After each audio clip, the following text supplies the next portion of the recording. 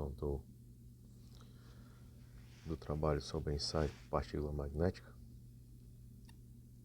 que seria o sumário, né, com a introdução do ensaio, vantagens e desvantagens, né, a definição e mostrar como é que funciona o campo magnético, as forças, que seria uma permeabilidade magnética do material, magnetismo do condutor, campo de fuga, né, que é o princípio a qual trabalha todo o ensaio, hashtag magnetização, um informe sobre o material de consumo, equipamentos auxiliares que são utilizados, né, no ensaio, e a parte principal que seria o estudo do artigo, tá? Uma introdução aqui, a definição, né? O ensaio de partícula magnética é um método de inspeção que identifica falhas superficiais e subsuperficiais, né, em materiais ferromagnéticos.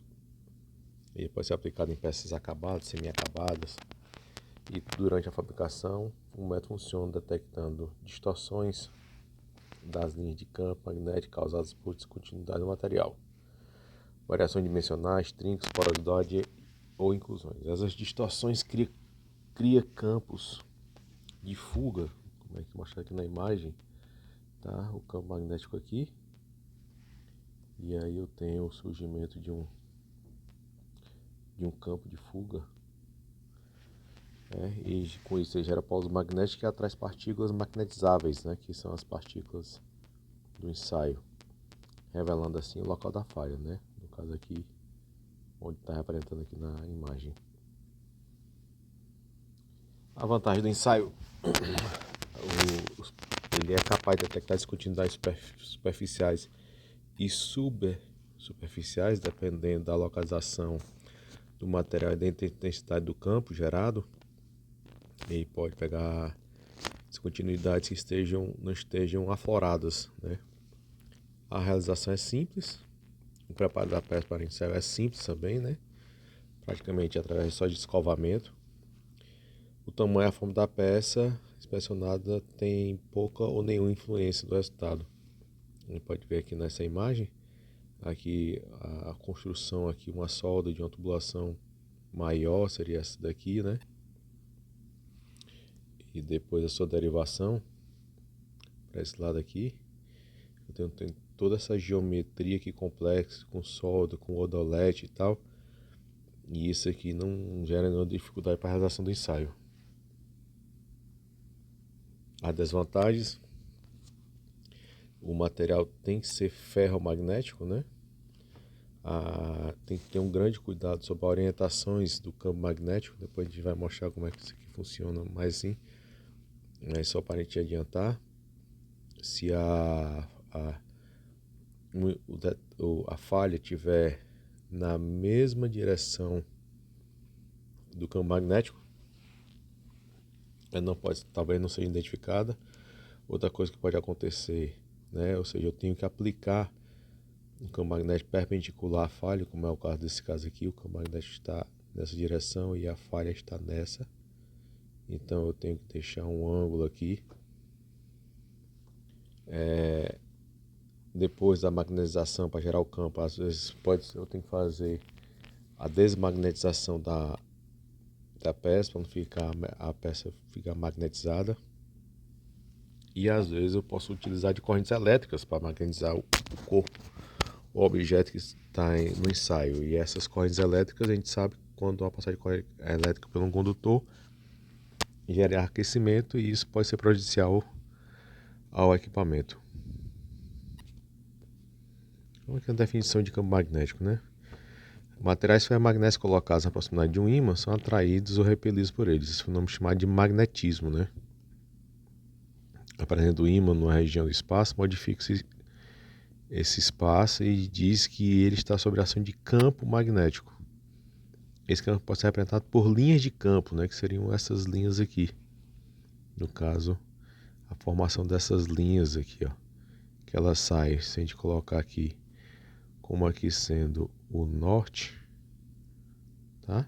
O norte, e aqui nessa posição seja o sul, convencionou-se que os campos magnéticos sabem do norte para o sul. Então, o direcionamento do campo seria dessa forma, tá? E eu tenho os polos magnéticos. As forças magnéticas, né, que é o vetor indução magnética, que a literatura trata como B, ele seria perpendicular aos campos magnéticos, como é mostrado aqui na imagem.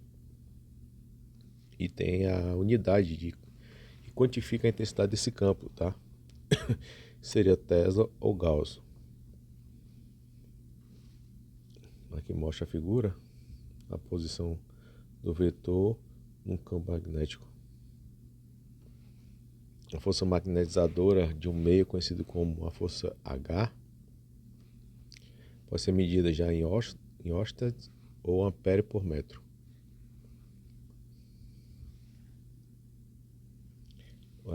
Permeabilidade magnética. A permeabilidade magnética pode ser entendida como sendo a facilidade com que o material pode ser magnetizado, e é representado pela letra grega Mi, né? Micro.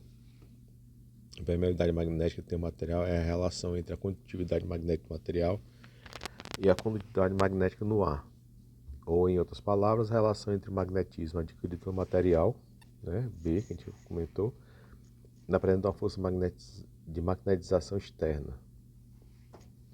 Mas o que é interessante aqui é que o seguinte, existe um valor para essa permeabilidade magnética, né? Os materiais ferromagnéticos, ou seja, com Mi maior do que 1, são ideais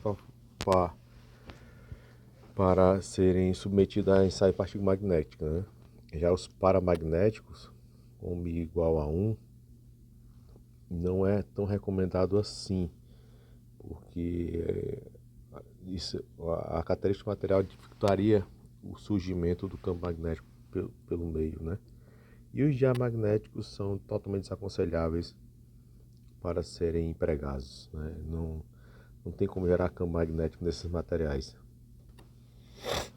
A passagem do magnetismo no condutor, isso aqui é interessante porque para que eu faça um ensaio de partícula magnética, eu tenho que gerar um campo na peça ou no objeto a ser inspecionado. Então, no condutor, eu faço aquela regra da mão direita, que faz com que quando o condutor é percorrido pela corrente, ela gera na consequência aqui um campo magnético circular. A mesma coisa quando eu pego uma bobina ou pego um círculo, né, de condutor, o campo magnético ele fica ao redor do campo, ao redor do círculo. Em cada bobina ele se concentra no centro da bobina.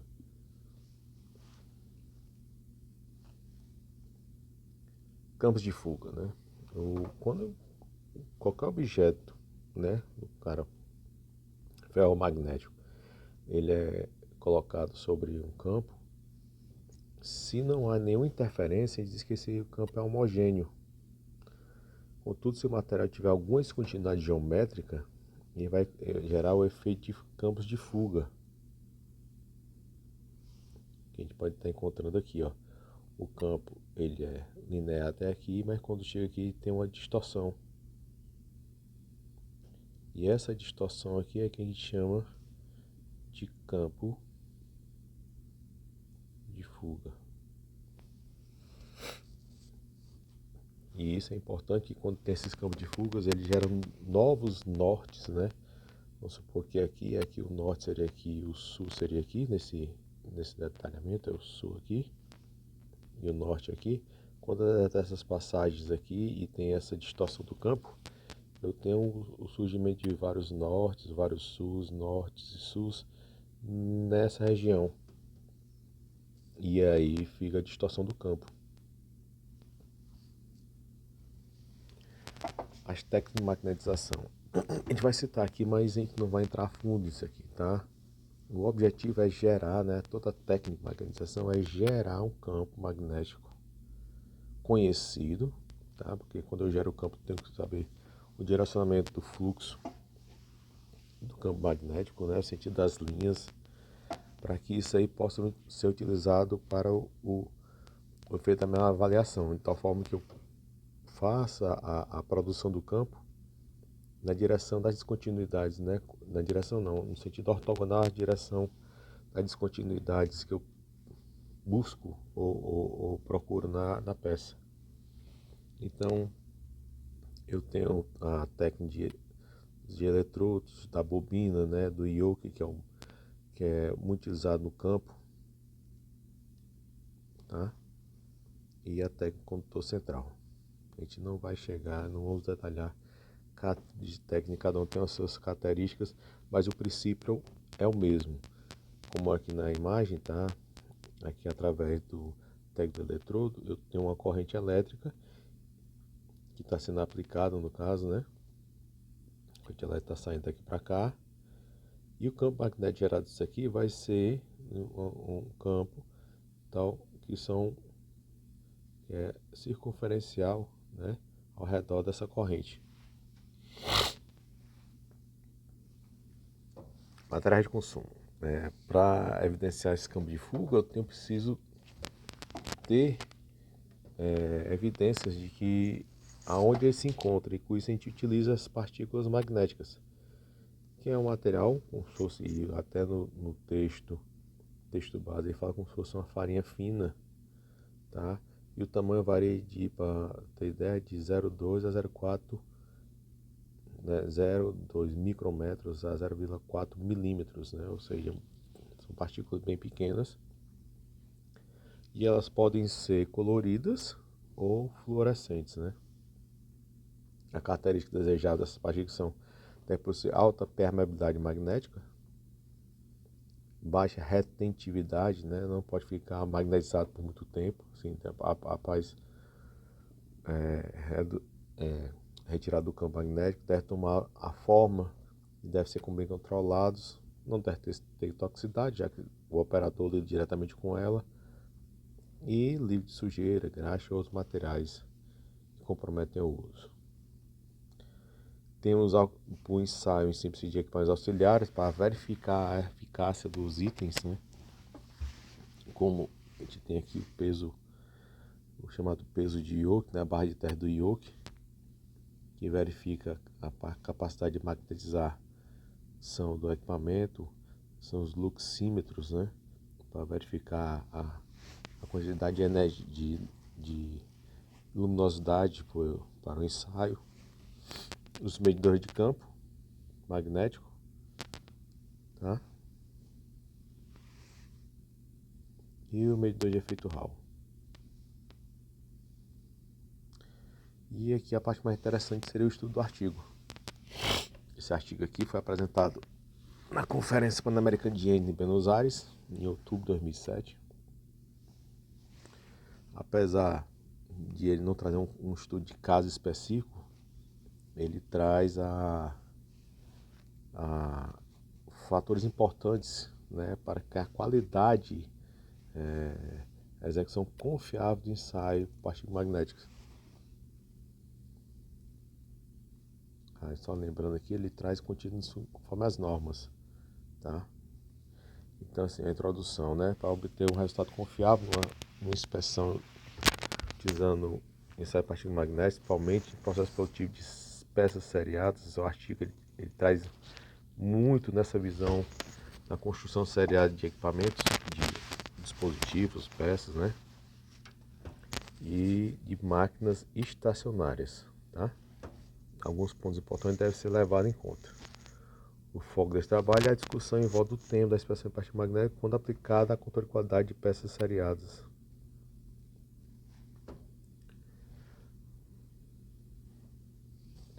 Então, uma das preocupações é a qualificação e treinamento dos inspetores, né? Porque, como ele até fala, eles se deixam montar a peça, jogar pó de ferro, não, para ver as trincas. Isso não é o ensaio em si, né? O ensaio é baseado em teorias e estudos científicos, né? Precisa ter um bom conhecimento de mecânica, de física, de materiais para entender como é que é a aplicação do ensaio. Ele menciona a norma de qualificação né? SNAS 410 da indústria aeronáutica. No nosso caso aqui a gente tem a BNT, que é aplicável para o processamento de íons por partículas magnéticas, né? Exato, com yoke. E no nosso caso também a inspeção de soldas ou inspeção de soldas e componentes. Outra preocupação do estudo é que sem a condição de manter seus equipamentos de inspeção. O bom uso de um equipamento de partícula magnética depende exclusivamente da sua condição, de um plano de controle, aferição e da sua correta utilização, já que os valores de correntes de magnetização dependem exclusivamente das peças que estão sendo inspecionadas. O desempenho da inspeção dependerá exclusivamente das condições do equipamento, que transferem para a peça tais correntes. No caso, na parte elétrica, né, do câmbio, fala alimentação elétrica. A tensão inadequada pode causar danos ao equipamento, variações significativas na tensão elétrica da alimentação, por exemplo, também forças magnéticas insuficientes, que é o princípio fundamental do ensaio. Então, a alimentação elétrica, as correntes elétricas têm que ser compatíveis para gerar um campo magnético compatível para a avaliação. Como a gente pensa e o trabalho é feito em sistemas de produção seriados, né? Todas as peças possuem um banho por via úmida, né? E são recorrentes, conforme o artigo, né? Problemas de contaminação, entupimento e concentração inadequada das partículas. Se necessário, nesses conjuntos, aqui na imagem mostra as peças, né? Numa esteira, sendo submetidas aqui, aqui a gente vê o sistema de banho das partículas magnéticas. Logo para serem entrados aqui, depois eu acredito que seja uma câmera de verificação. Então isso aqui, tudo isso aqui, se o banho estiver contaminado ou tiver processo que possa comprometer essa cobertura aqui das peças, isso pode comprometer todo o ensaio. Outra parte também são os contatos elétricos, né? Eu tenho que ter contato elétrico para incidir uma corrente e, consequentemente, gerar um campo magnético. Então, se esses contatos aqui traz só uma imagem de como esse contato ele é flexível e tal para se acomodar à posição da peça, esse mau contato, digamos assim, pode gerar correntes ineficientes e, consequentemente, comprometer o campo magnético, por exemplo, tá? Ele também fala, assim, não compromete tecnicamente o ensaio, mas se o contato não estiver em boa condição, pode gerar faíscas, né? E pode danificar a peça em si a ser ensaiada. A calibração do equipamento de magnetização, né? A calibração periódica do equipamento, dos instrumentos de medição do mesmo são fatores preponderantes para se obter uma inspeção confiável. Conforme indicado na norma ASTM, né? Recomenda-se que a periodicidade da calibração seja de 6 meses. Os amperímetros, portanto, devem manter sempre a real situação de cada inspeção. Equipamentos de magnetização devem possuir amperímetros à vista do inspetor.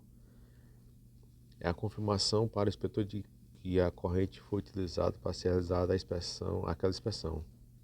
A calibração da máquina é importantíssima para garantir uma boa magnetização das peças inspecionadas e, com isso, a confiabilidade no ensaio. A calibração dos acessórios de medição, né? Essa calibração periódica deve ser estendida também aos outros equipamentos de medição que auxiliam no controle do processo da inspeção por partículas magnéticas, tá? Como os indicadores de campo magnético, os medidores de intensidade de campo, né? E os medidores de luz branca e negra. O sistema de iluminação, né? Equipamento de iluminação, tanto na luz branca quanto na luz negra, recomenda-se, né?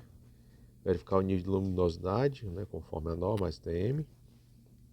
Intensidade mínima de luminosidade ultravioleta para a realização de uma inspeção fluorescente a 380 mm de distância entre o filtro e a peça é de 1000 mW/cm². da luz branca, o ensaio é de 1000 lux.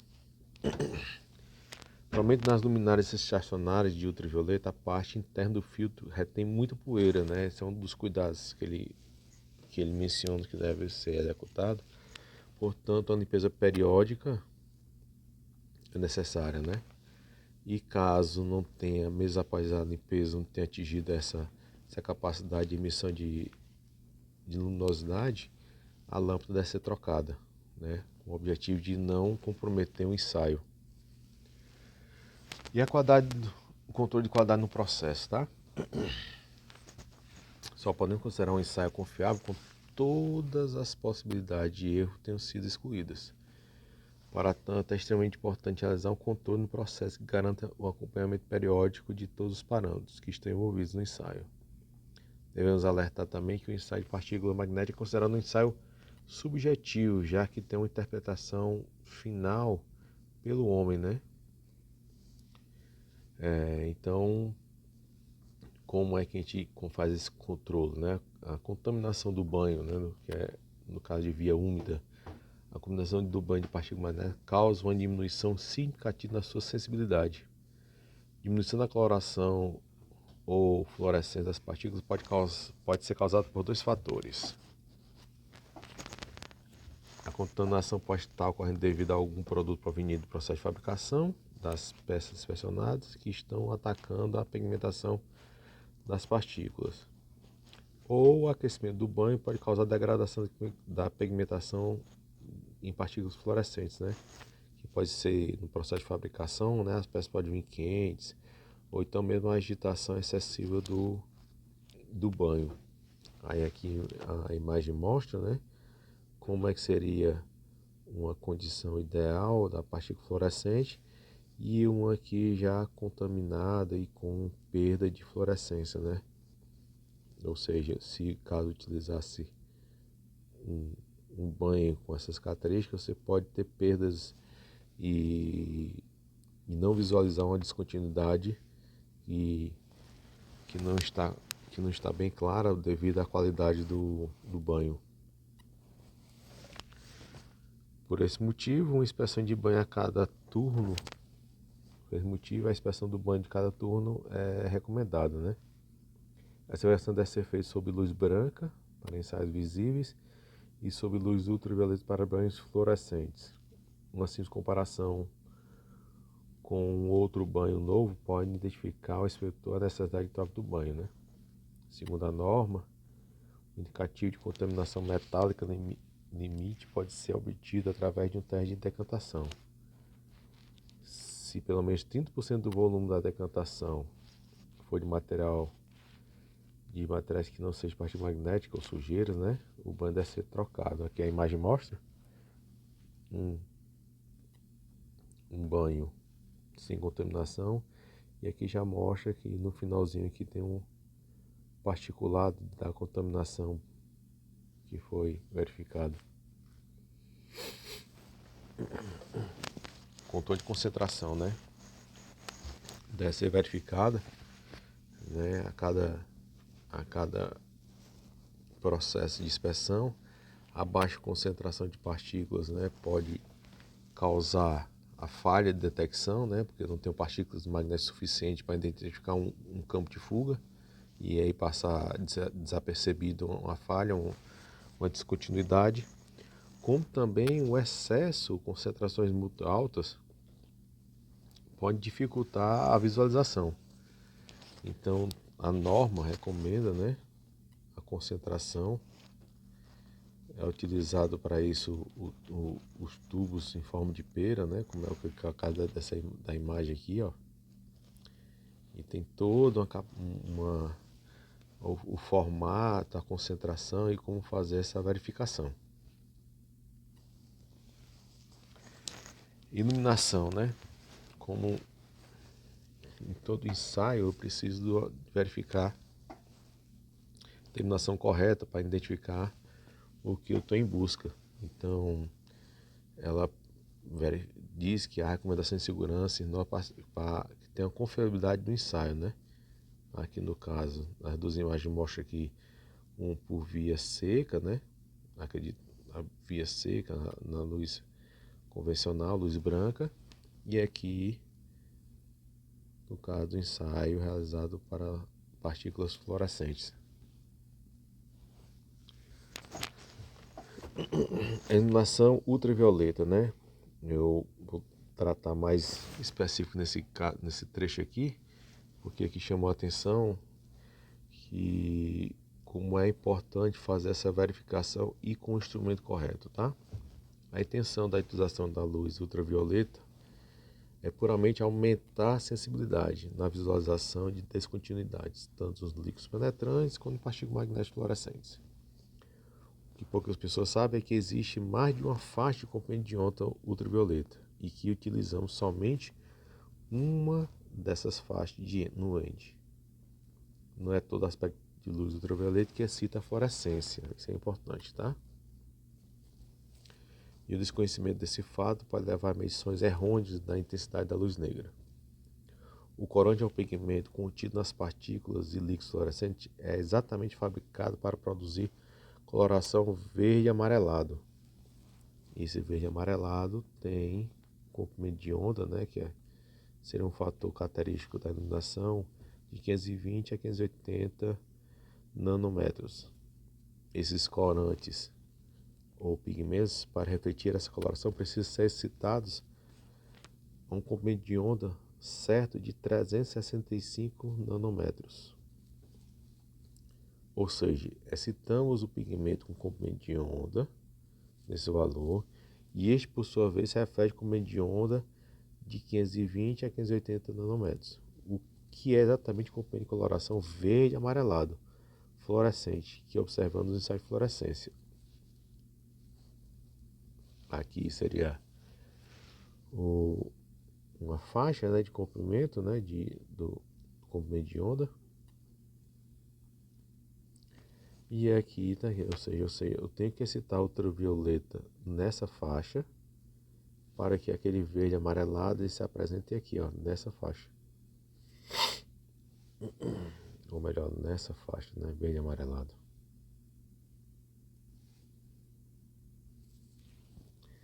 A intenção de explicar tudo isso sobre como funciona a fluorescência das partículas é para entendermos o porquê é exigido por norma que luminárias fluorescentes tenham intensidade mínima de luz ultravioleta, aos 365 nanômetros, no comprimento de onda. E também explica a importância da utilização de equipamentos corretos de iluminação e medição de luz negra. Por isso, temos que tomar muito cuidado ao adquirir equipamento de medição de intensidade de luz negra. Existem diversos medidores de luz negra. Ele salienta também isso aqui no artigo, que custam pouco, mas não são específicos para a ENGE. Eles são medidores UVA, né, e não de faixa de intensidade como acontece nos ENGEs, pois medidores de intensidade de luz negra para a ENGE têm que estar regulados em medir somente o comprimento de onda na faixa de 365 nanômetros. Para aí sim podemos analisar a luminária está dando a luminosidade mínima de luz, UV, né? Requerido conforme a norma, né? A importância do controle de intensidade de luz é tão grande que a norma recomenda fazer medições diárias. Campo magnético. O processo de entro por partícula magnética depende principalmente do campo magnético. A gente já comentou isso anteriormente, né?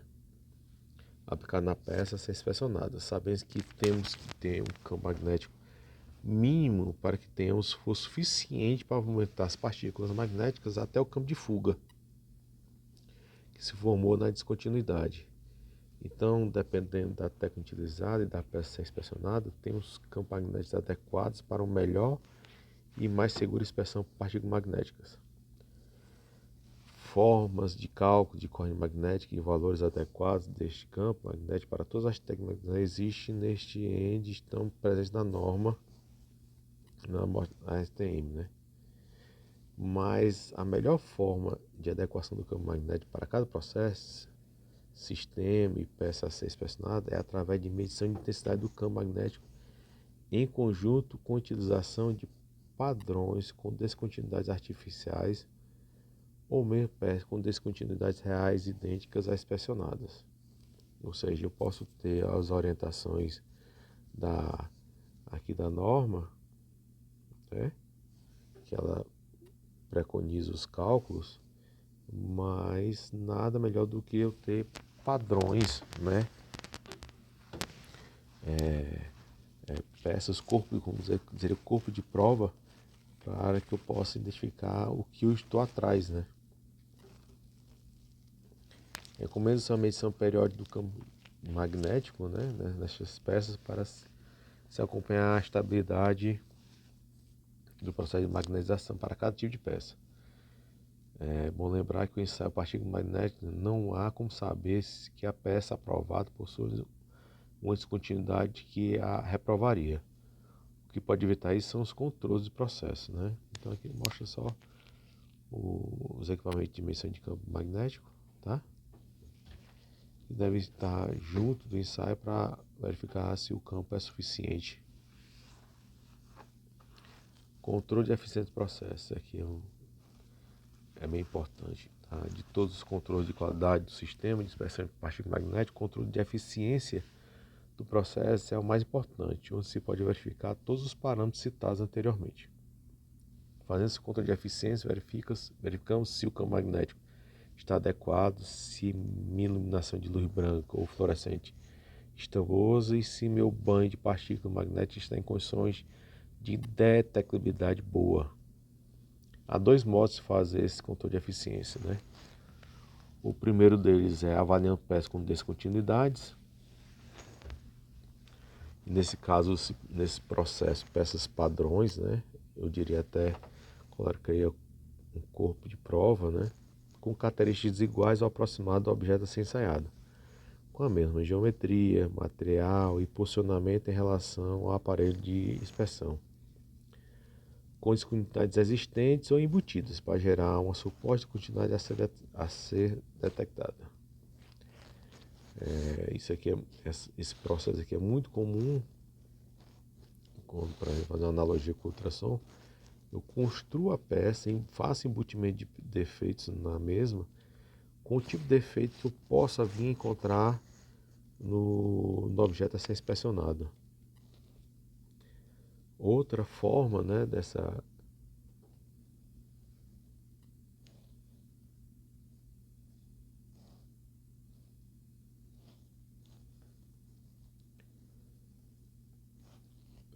acabei repetindo o texto aqui, eu peço perdão, tá? O uso de peças com processo, você tem a oportunidade de realizar controle de eficiência reais, né? Se você tiver o corpo de prova com a peça, com a falha ou o que você pretende encontrar. E aí, ou seja, ela é a situação de teste ideal. Porém, o processo pode ser meio custoso, porque assim, eu tenho que gerar peças diferentes para gerar vários defeitos diferentes para o processo, para a descontinuidade que eu estou em busca, né, durante o ensaio. O segundo processo seria de avaliação do controle, para utilizar padrões com descontinuidades artificiais, como é o padrão retangular, o padrão QQI, modelo QSC 230 ou 430. O padrão QQI é uma fita de chapa de um material altamente magnetizável e com baixíssima retenção magnética, que possui em sua parte central uma trinca em forma circular e no interior desse círculo uma trinca em forma de cruz. Aqui eu consegui aqui do catálogo, né, da Magnaflux como é que seria esse padrão QQI. Ele é desse formato, não seria um círculo, tá? Seria um círculo com essa cruz aqui no meio, né? Passei só para ter ideia, ele é bem fino, ó, ele tem 1/10 de milímetro, tá? E ele é colocado sobre a peça e feito a magnetização da peça. E aí, quando eu faço a colocação no meu banho, né, das partículas magnéticas sobre a região, isso aqui caracteriza que em todos os sentidos o campo magnético foi detectado, né? Então eu tenho uma evidência que o campo magnético pegou nesse sentido, pegou nesse, e eu tenho evidências no círculo que também ele foi efetivo para pegar aqui as descontinuidades do padrão QQI. Aqui mostra uma condição mais aproximada de como é que é feito isso. Tem um padrão aqui. Aí nessa figura é possível ver que eu consigo identificar somente nesse sentido, né? Que as descontinuidades transversais, ou seja, qualquer descontinuidade que esteja nesse sentido aqui, elas vão ser detectadas. Já as descontinuidades, né, nessa condição aqui dessa primeira figura, aqui não seriam, né, o padrão está me dizendo que se eu tiver alguma descontinuidade desse sentido aqui, como o campo magnético provavelmente possa estar nesse sentido de aplicação, né, mais intensamente, então essa descontinuidade nesse sentido não seria identificada.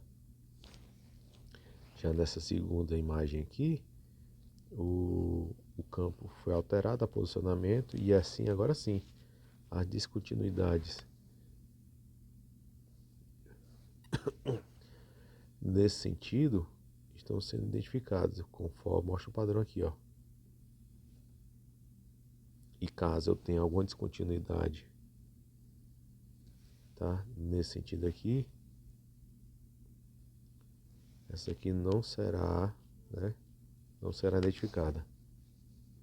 E com isso eu posso fazer os parâmetros de ajuste de tal forma que eu encontro como essa terceira situação. Aqui eu tenho todo o círculo e a cruz dentro do padrão QI está sendo bem evidenciado, ou seja, todas essas descontinuidades possíveis que possam vir a aparecer nessa peça, elas vão estar de certa forma evidente. O intervalo de verificações, isso aqui a gente comentou aqui durante a apresentação, mas a norma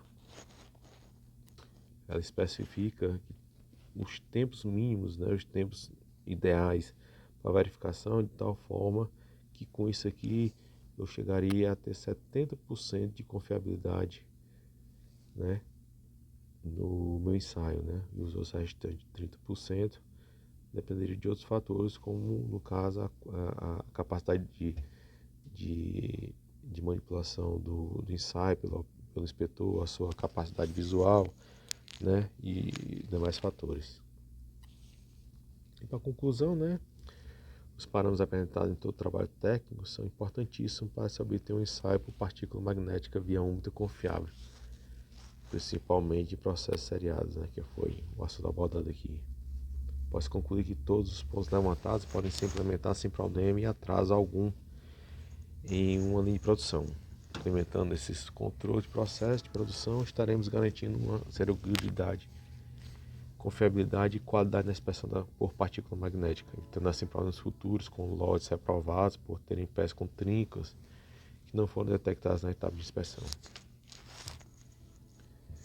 Seria isso aqui. Aqui são o material de pesquisa, o artigo, né? E agradecer aqui a oportunidade.